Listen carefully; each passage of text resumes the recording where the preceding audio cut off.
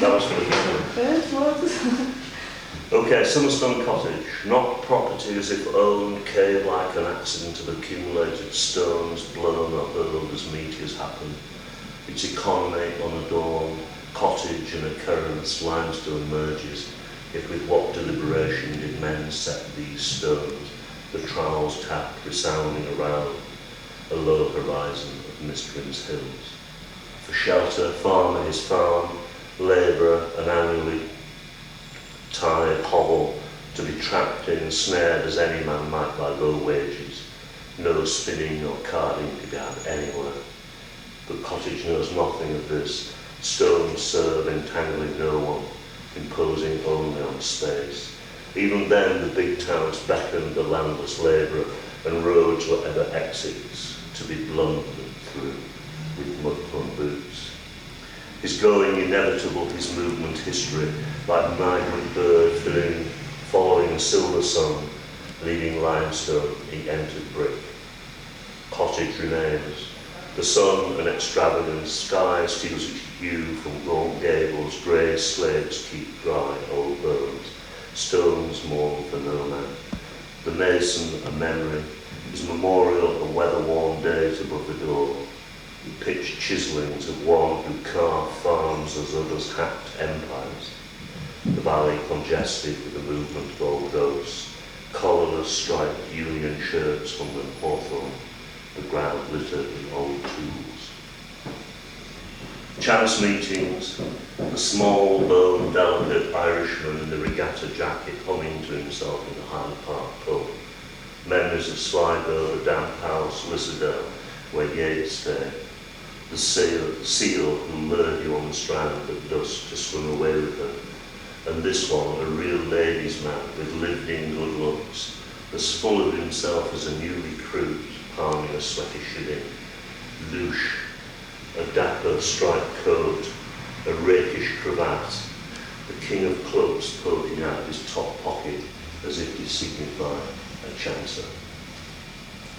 What I try to do in my poetry is write for the voice, but also try to make them live on the page as well. So they work on one kind of level at an oral level. And being from Yorkshire, I suppose it's in the blood or something, but there's some kind of Anglo-Saxon alliterative tradition, which is a bit like the Mirror, does in their, leader columns, bonking, billy, bum, whatever. So, I mean, if you get a lot of consonants that kind of chime with it, it's deliberate, it's not accidental. The first one, travelling people ever parking their vans within the city centres, and it's just called Travellers. Behind tawdry hoardings they have bridged the earthwork barriers of municipal prohibition and tenanted the brick dust of 100 cramped houses with a patchwork of pastel trailers. Makeshift sheds proliferate, their tarpaulin tops swagged out to low domes. A cornucopia of assorted scrap engulfs the dim pink of the unkillable willow herb.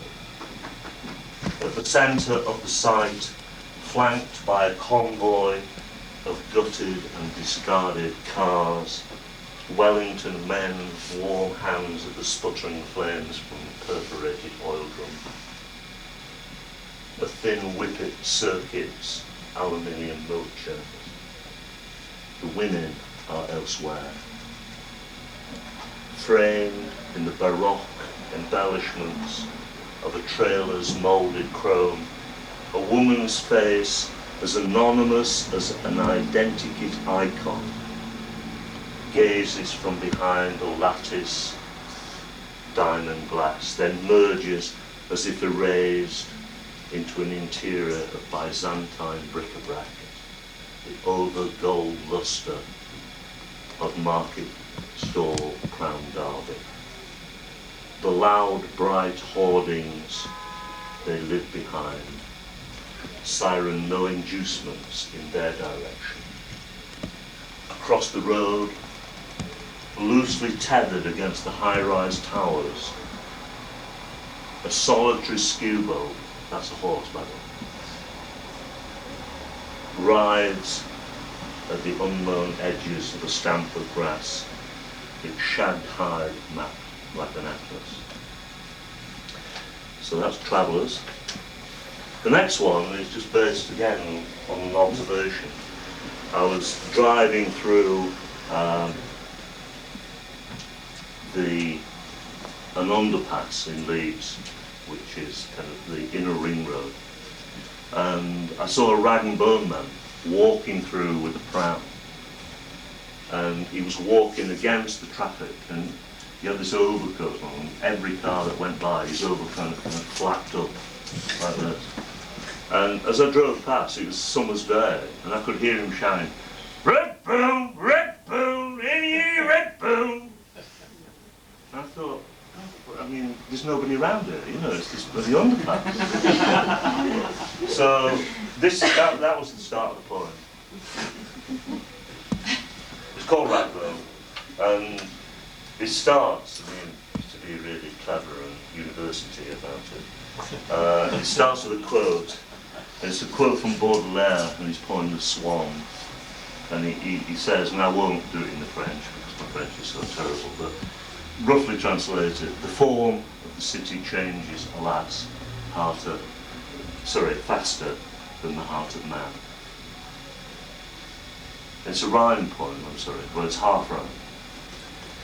October's lengthening shadows grace the high-rise angles of a new estate, whilst at ground, amidst in elegant shells, splintered saplings punctuate shadeless acres of scant grass, verging the raw cut of an excavated underpass, where fanfare by discordant horns of passing traffic, a shambling ragman, his unstrung overcoat, spinnaker twice its size, pushes a hoodless empty pram out from the vermicular grip of the dust-flung tunnel, an urban Odysseus up from hell, scouting out some salvaged landmark not yet levelled.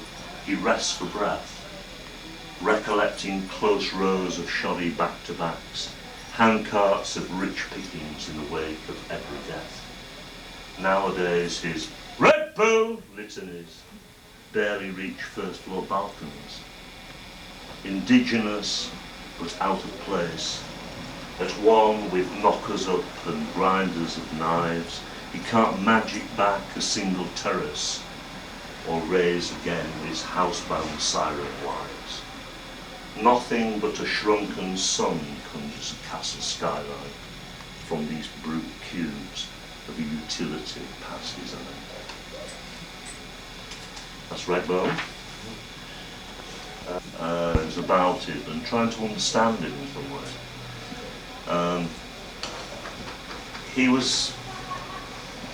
He died when I was 12, so I kind of knew him and didn't know him, and he was kind of a mythical hero to me.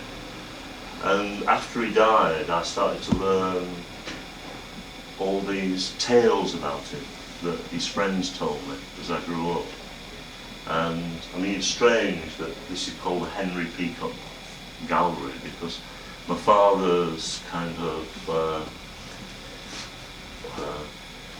a good dresser, and he could charm the birds from the trees. So I always had this kind of double take on him.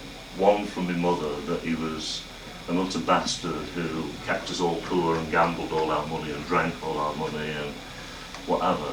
And then this other thing that other people told me.